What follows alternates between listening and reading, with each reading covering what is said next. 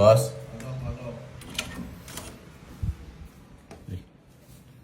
Ano Morning, yan? boss. Boss, ito yung, yung letter ng admin dito na humingi ng tulong sa'yo sa mga kulang na CCTV dito sa village. Ito yung kahapon. Yung Boss, Mamboy. yung nakausap mga kapon. Ah, May letter sila. ito nga. Ed! Biray! Kumakit ka dito. Okay, dear Mr. Marcos, this is to request your kind assistance to complete the installation of the other cameras for our new CCTV. And, nga pala, ito yung kay Mamboy.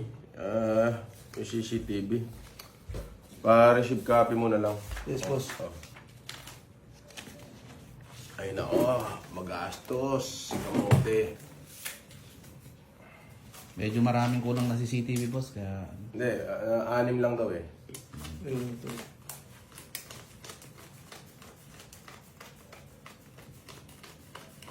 20. 1, 2, 3, 4, 5, 6, 7, 8, 9, 10. Oh, yan. 30. Pasama ka nila sa security para makita makita mo yung bahay ng admin. Pa-receive copy mo na lang. Yes, boss. Sabihin mo, sana ka mo, unang hingi ka rin lang kay boss, isinagad mo na. Minsan lang ka mo makakausap yun. Okay, boss. Alright, so tignan mo rin kung mai-install lahat ng CCTV niyo. Yes, boss. Okay, sige, thank you very much. At nga pala, abangan niyo yung live ko mamaya alauna. Ngayon na, maya konti. Mga alas 2 na siguro ako magsisimula. Ipamimigay natin yung dapat na ipamimigay ko nung nakaraan.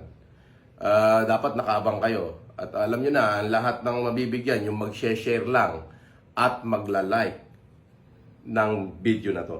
Doon ako titingin sa mga mag-share. So abangan nyo na, marami-rami ay pamimigay ko, ha? Unang ulitin ko, huwag kayo magpapaniwala sa mga scammer. Yung tatawag sa inyo sa numero nyo at hihingin yung mga Gcash nyo at OTP. Hindi po totoo yan. Hindi ako yan. Mag-ingat kayo dyan.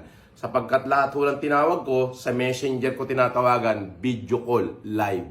Okay? So kayo mga scammer kayo at mga manloloko kayo, tigilan nyo na yan. Kawawa naman yung tao. Ginagamit nyo pa yung pangalan ko para makapanloko ng tao. Ay, pag di kayo nagbago, bubunutin ko yung mga buhok nyo sa ilong at kilikili. Kita nyo naman, kahit bagong gising ako. Alright. Mamaya, abangan nyo.